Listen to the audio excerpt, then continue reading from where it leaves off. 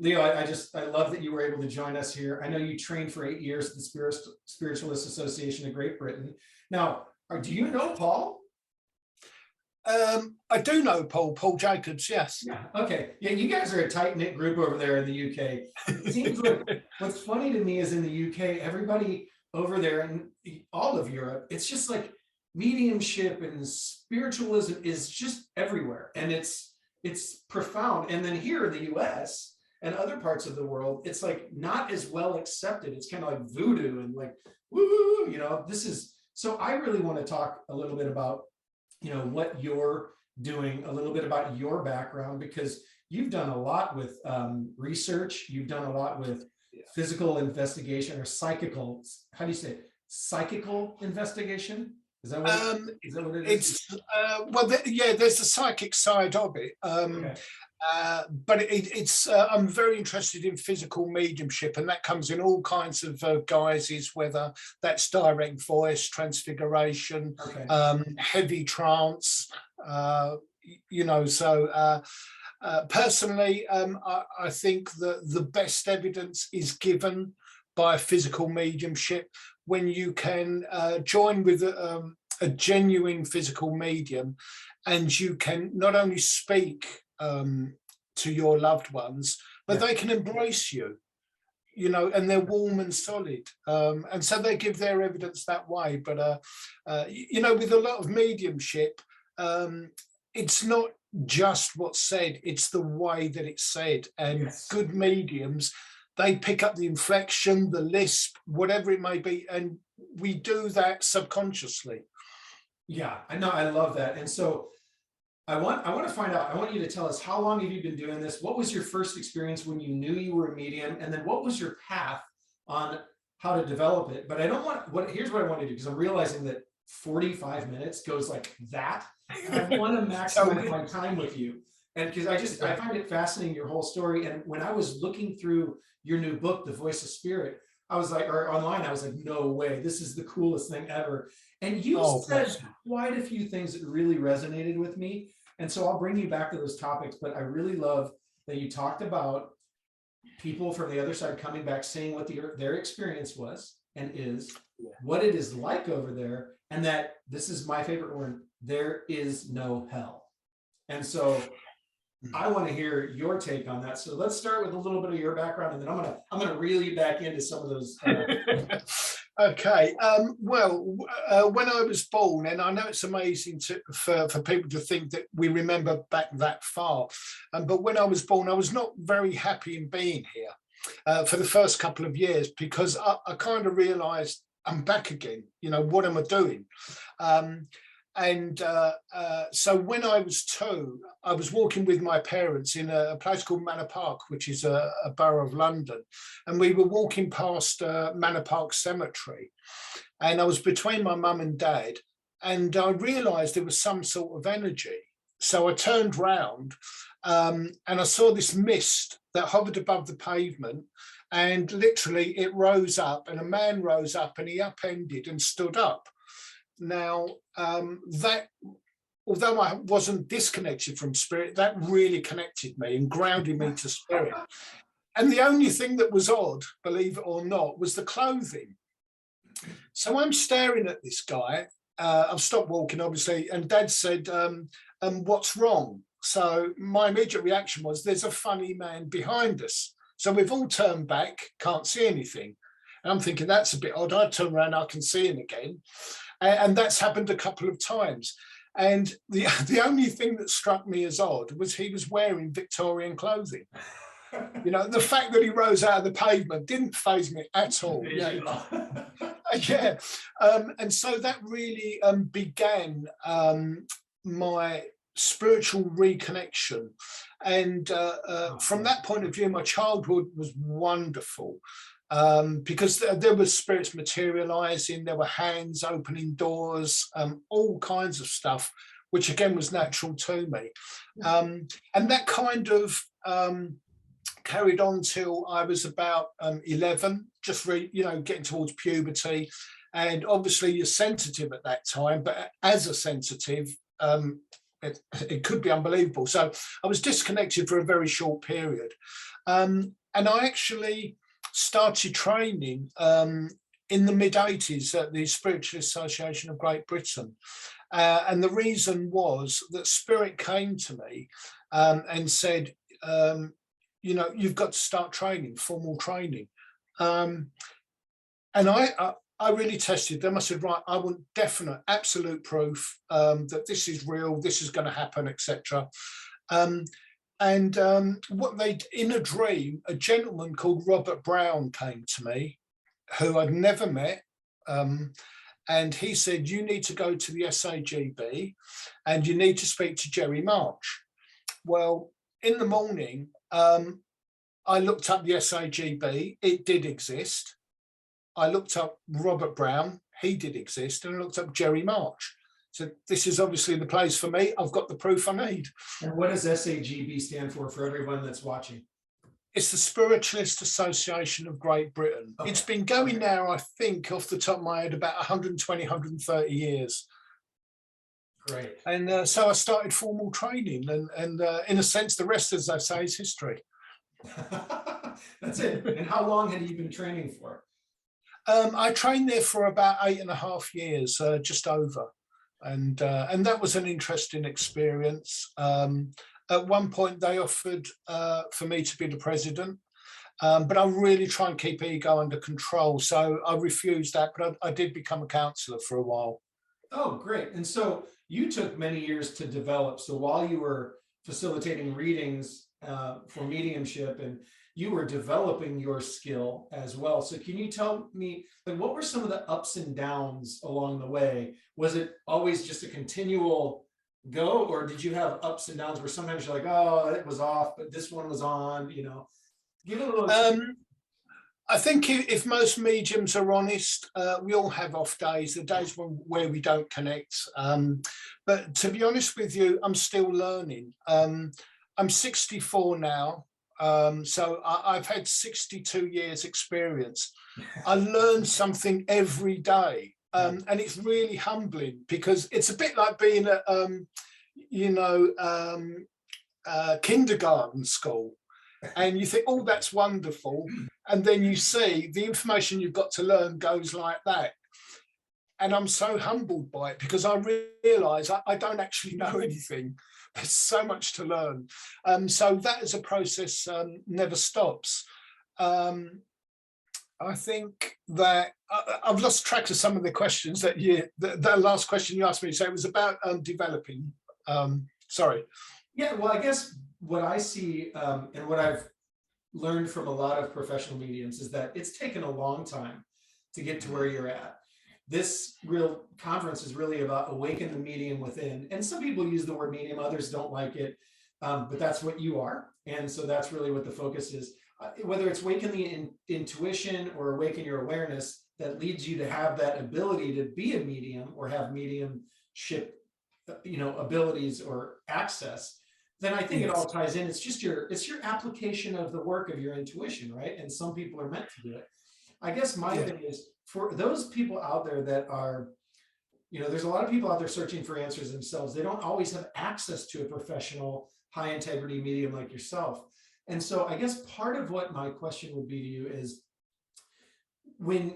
for those people out there, what would your message be to them about communicating with first their own deceased loved ones?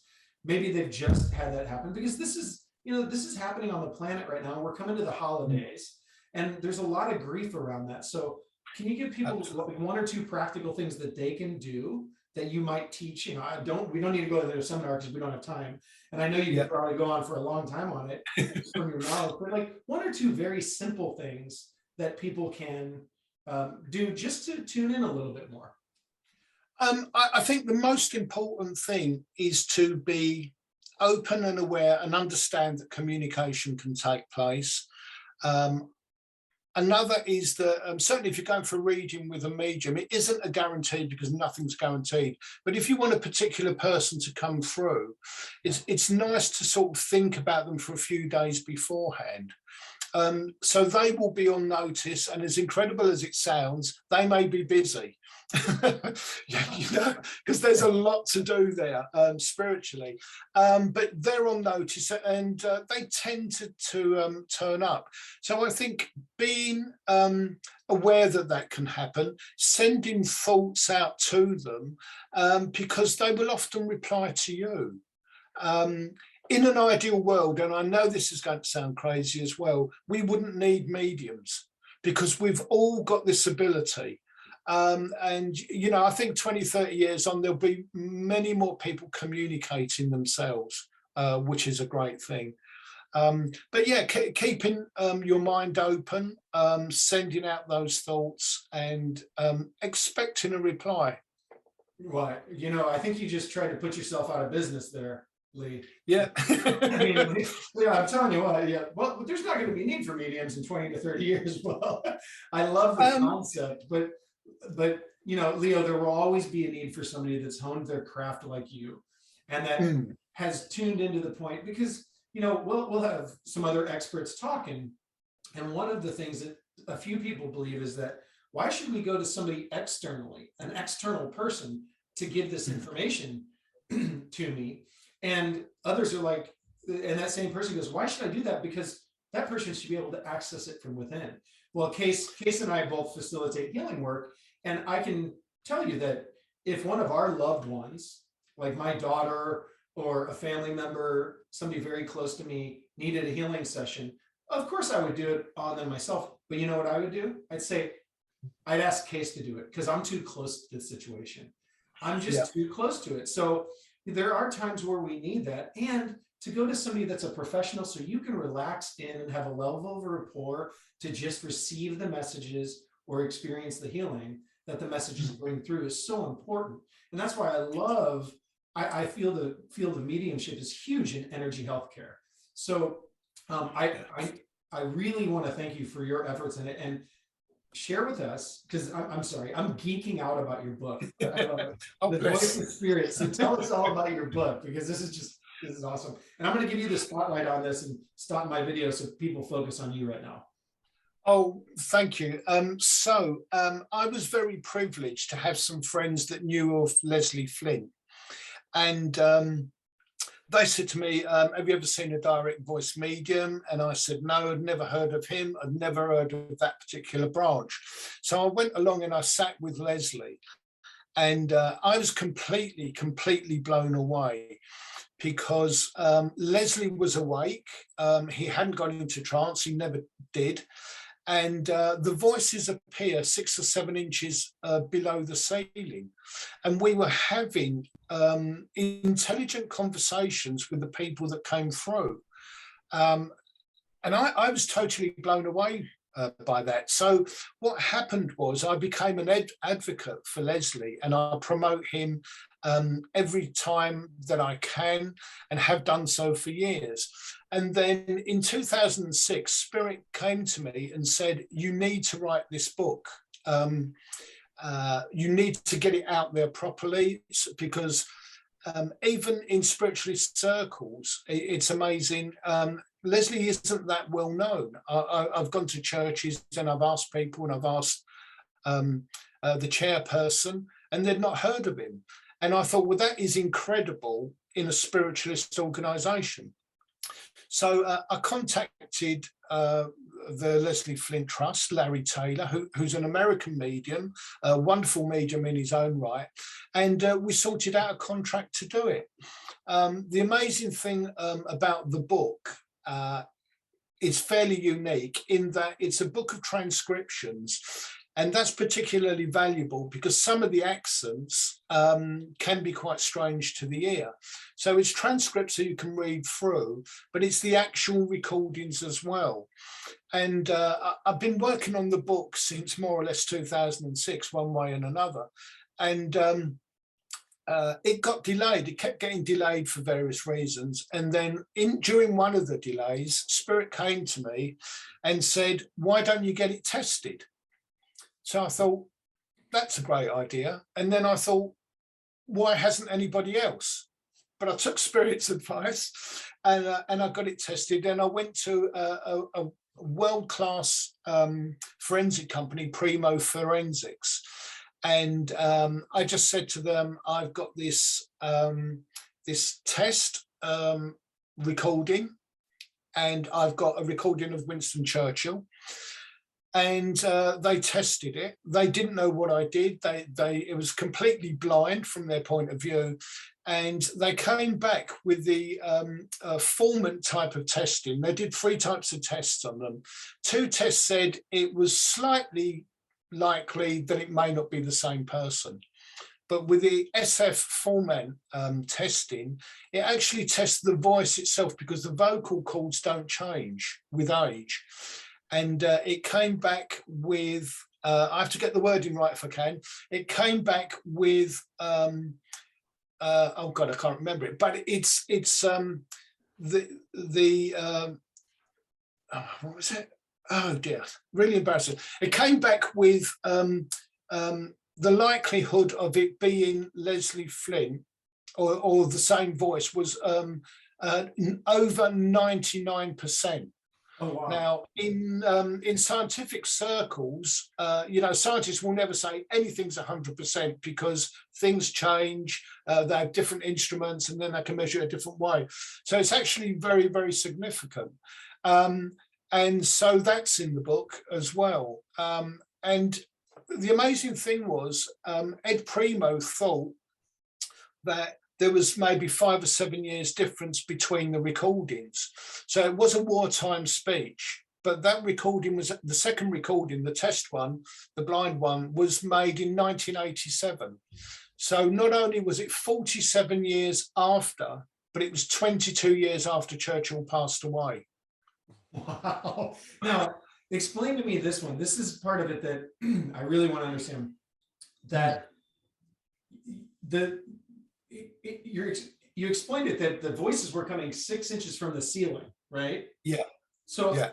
Explain to me that. Were you on a ladder, like listening to the ceiling?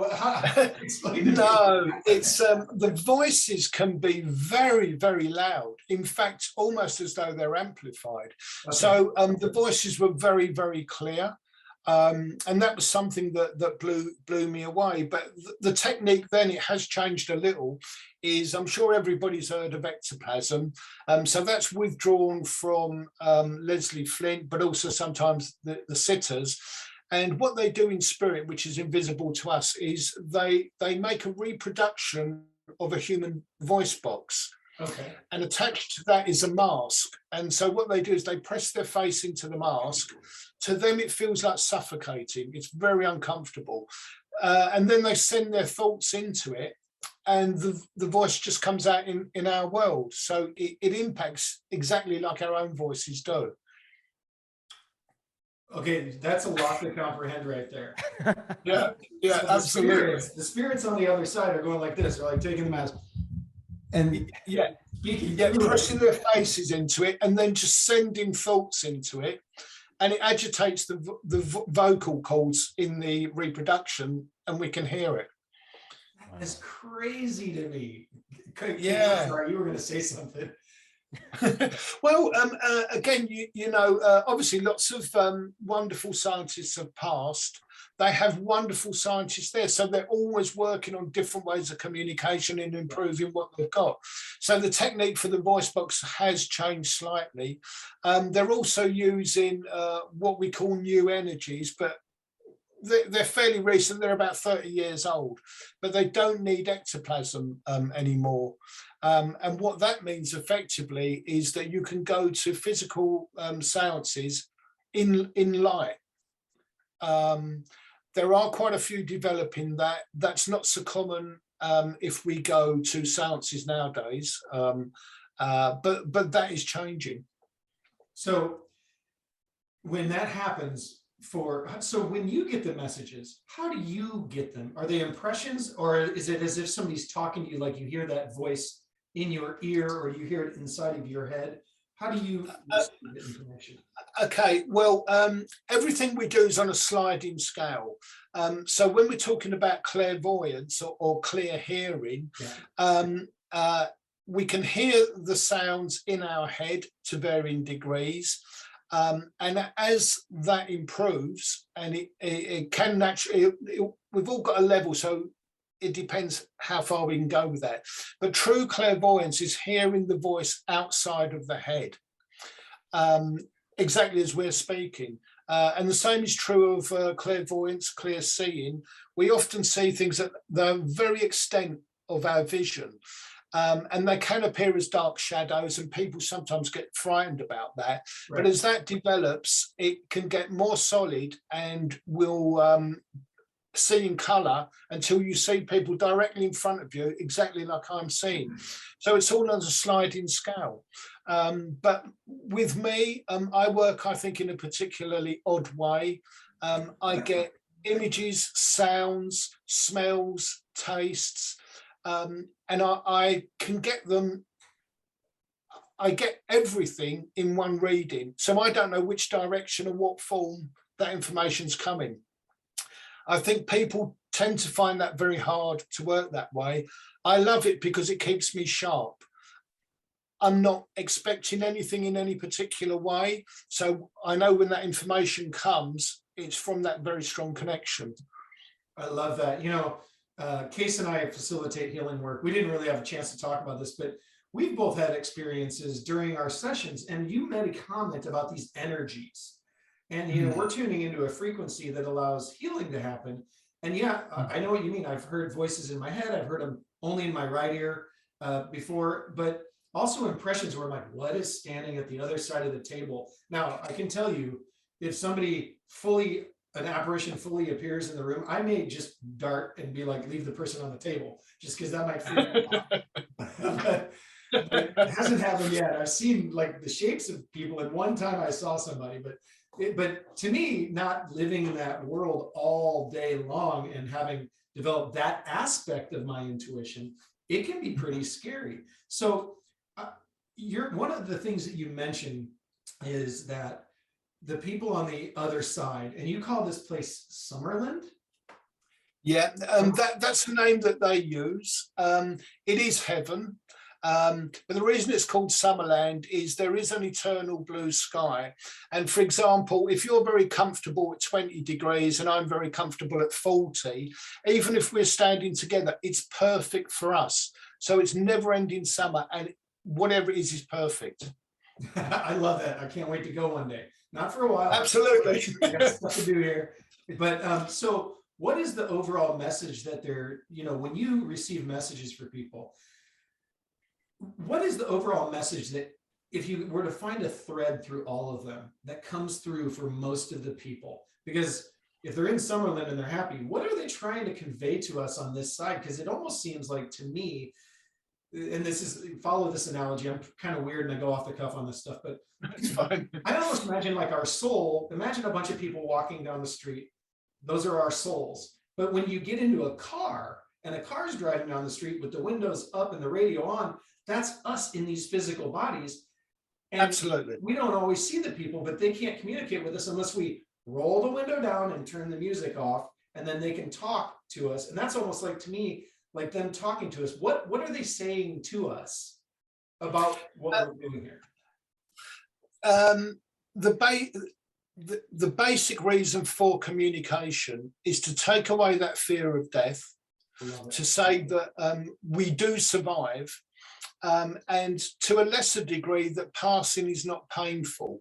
Now, I know that that may seem ridiculous to some people, because, you know, you say, well, my aunt was in dreadful pain, you know, with cancer before she passed. Sometimes there is some pain running up to it, but the actual act of passing is not painful. So an example I tend to give is, if we're drowning, we are taken from the body. So the body's thrashing about, the body's going to do what it's going to do, but we're not there. It's like watching a film. We are not emotionally connected. We just see what's going on.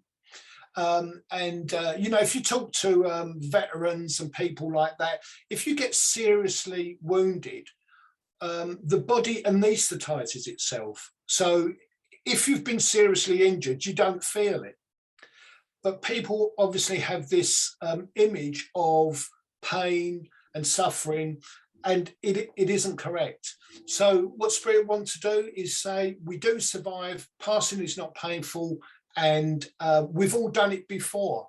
I remember little splashes of readings, and there was a woman that I was giving a reading to, and she was so afraid of dying.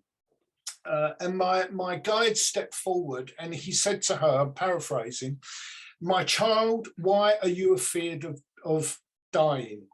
You are simply exiting through a door through which you entered. You were never afraid of being born." And we have to remember, it's something we've done countless thousands of times. In this life, it's wiped for most people. And of course, religions of various kinds, they instill that, you know, if you're not good, you're going to hell, which kind of brings me around to that question that you made. We create a life for ourselves in spirit. And if you can imagine a sphere, Summerland is one plane of millions. But if you can imagine that, and imagine if you were a child murderer and torturer, you would find yourself in a world of 8 billion child murderers and torturers. They would want to torture us. We can't get away from it. We can't die. We're still there. But our idea of hell comes from those images. It's been twisted an awful lot by religions. But we make a place for ourselves that is fitting for us through our actions here. So that's where that idea comes from. But yeah, it's all interesting stuff. That is just unbelievable to me. It's I listened to that and I'm like, I can't imagine going to a world like that. Number one, in case you don't want to go to that world, do you? Well, I do not want to I go don't to know that what world. my world is. I want to go to Summerland. Yeah, can we get tickets to Summerland? Like, how do we make sure we go there? You know, it's quite strange because, again, we have our versions of what's right and wrong. And I was reading, I'm sure it was a Leslie Flint transcript, and there was a guy that was a thief, and, you know, he wasn't entirely bad from what we would say here. And a lot of the time he was stealing food to basically stay alive. And when he got over there, he expected to be punished because of the life that he'd led, and he couldn't understand why he wasn't in hell. Okay. And they just explained to him. So it's not it's the most important thing is intent. If you're trying to do good for someone and it all goes wrong, the intent is you tried to do good, it went wrong. If you're trying to do bad, that's the thing that drives it. So it's fascinating. You spoke about that, and so did Paul Jacobs. And I love the thread. I'm getting a lot of information. Like, I never really explored that concept. So it's a new concept for me. I'm grappling with it a little bit inside, because now I'm going, what are some of the things I've done in life that I don't want to go to that neighborhood, you know? I mean, we can all do good, and we won't necessarily reverse it, but it will be taken into account because we've had time to learn. So I think, you know, 99% of people haven't got anything to worry about, to be honest with you. Everybody, you heard that out there. 99% of you. The 1% of you, but the 1% of you better start worrying. I'm just kidding. So you made an interesting comment. First, I love it. Passing over is not painful. We do survive, and we have all done it before. I love that. And so you also made another question that always comes up in my mind, because I think different mediums get information in various ways. You said one of your guides stepped forward to talk through and give this person information. So, question for you: Do you directly speak with your clients' deceased loved ones on the other side, or do you have a guide that brings them through, or is it both? Sometimes a guide brings them through, and sometimes they directly come to you. Okay, some people, certainly if they think, I'll just pick up the phone and phone, to them that's on the hoof. It's like, it's instant. The reality is, you know, those meetings can be organized in spirit 3, 4, 5 months beforehand. So they know the whole thing's happening. The way that guides work is the guides would instruct the communicator as to how that particular medium works. So, for example, a red balloon to me may mean holidays, because as a child, I had a red beach ball or balloon and used that. So the guide would instruct the communicator, if you want to talk about holidays or anything, just show Leo a red balloon. Yeah. So they facilitate the whole thing, but it is directly with the loved ones, and they come forward with all kinds of amazing evidence, and it has to be evidential. You know, I've got a few pet hates, and one of them is a medium coming along, you know, at a hall, and it's I've got the name John, surname Smith, I'm over there somewhere. Yeah. You know, to me, that's ridiculous. And so we have a lot of control. And, you know, I said to my guide straight off, I want to know who I'm talking to. And they've got a terrific sense of humour. So sometimes the communicator will go and stand behind the person and say, it's this one, or, you know, I'm with stupid. You know, but I know who I'm going to 99% of the time, and so it's what we allow and what we want, and if we want the best and work to that, you know. I love that. That's so, because I think a lot of people question that. So speaking of guides and speaking of that intuition, what do you recommend the people listening that are just like, hey, just give me one thing, like what can I do when I get off of this summit today, or what can I do every day to just tune in a little bit more? Give one thing. I think the most important thing is to ask for protection. Most people are not at risk at all. But what I do with my classes, and I've been teaching for over 25 years now, when we sit down, we have a meditation, we open up. So we open the chakras, and people see them in different ways. I see them as lights. So we open from the base chakra upwards, and then I see the human body kind of as a vessel, and it fills directly with brilliant white light. And what that does is it cleanses and heals. And that's kind of the energy that we work with. So for people to do that, you can direct, if you're feeling ill in a particular place, you can direct the energy there. So I think that's important to do. After a time, it cleanses and cleanses till we go back to literally our childhood of being born. And when that's done, it'll go back into past lives. So it can help to relieve trauma. So being pure and working in that way, which is, I think, easy for most people to imagine, is the way to do it. Meditation, most people think of it as to the exclusion of everything, you know, concentrate on that flame or whatever it might be. But when Buddhists talk about inspiration, what happens as you meditate, the mind is taken over by your guide and is directing you to something. That's what the Buddhists call inspiration. And if you ask a lot of people who don't know, they'll say, concentrate on that flame. And as soon as your guides come close and you go off, they go, no, think about the flame. And it's destructive. And you'll find as they take you off, they will give you information. You can learn and see and smell and touch wonderful things in that state. So I would say that meditate in that way, cleanse every time, and open that channel. I love the opening that channel, becoming, we use a term called becoming a catalyst for things, and opening the channel. And meditation, I like the centering of it. And I love that you feel when you do it enough that people can go back and actually, if you will, I guess, cut those ancestral ties or the multidimensional ties so that trauma is gone. And that vibration just comes through you in all these dimensions in your past lives and future lives and whatever lives that are happening at the same time.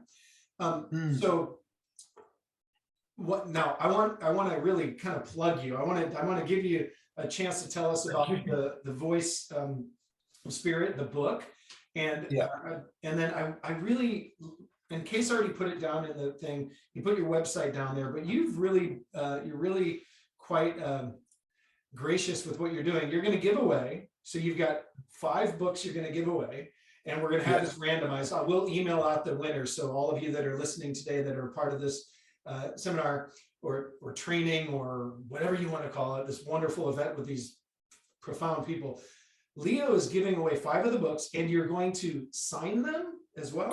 I'm going to sign them. Yes. Each book is authenticated and it's numbered, so they will become collector's copies. Awesome. And if you're not lucky enough to win one, then you can go to Bonomo, BONOMO-books.com, and you can go on the site. And it's something that I would recommend because there are snippets, including the Winston Churchill one, of spirit actually speaking. And you know the freaky thing is, Yeah, it gives me say, freaky thing is, it sounds very normal. Oh, well, I guess when you hear truth here sounds normal, right? When it resonates with you. Yeah, you know, I've got many favourites of Leslie Flint, and there's one of Wagstaff, and he chats away and he's talking about his life and his sister over there who's highly religious and has got those problems. And the freaky thing is, you're listening to any of these recordings for, 30, 40 minutes, an hour, and it suddenly strikes you, the guy is dead. Because it sounds like your dad talking or your uncle talking, a little video thing on holiday. They're just chatting about their lives, and it's so normal, and that's how it should be. That's cool. I love it. Well, thank you so much. And I know the 5 people that received that book, we'll figure out how you're going to get it. We were talking about if we're putting all your names in a hat, but I don't know if I can print everyone's names out. We're going to go through. We're going to go through randomly and just boom, boom, boom, boom. We'll figure it out. It's free. 5 of you are going to get it, but guess what? If you don't, go check out Leo's website. Case put it down in the commentary section, and I'll send you the information in the follow-up as well. And Leo, thank you so much. And I think I'm going to be on your radio show, right? You are. I can't remember the date at the moment. I do have a brain like a sieve. You know what? I don't know if we confirmed it, but it'll be sometime in January. Right? It is, yeah. I think I'm not going to guess, but it is in January, yeah. Cool. And we're going to talk about whatever we talk about, just the flow, like my near-death experience, whatever, healing, how it attributes to mediumship. We'll go into that. So I'll make sure that link is in there as well for people to go to after this. So thank you so much. Keep doing the work, because you still do mediumship readings all the time, whether it's in one-on-one or group. You do workshops and trainings. So people, reach out to Leo and go learn from one of the masters. Oh, bless you. You can also put Leo-Bonomo-books.com, and that's a direct link to where you can order the book. But it's been my privilege. Bless you. Thank you so much. Thank you so much, Leo. You have a wonderful weekend.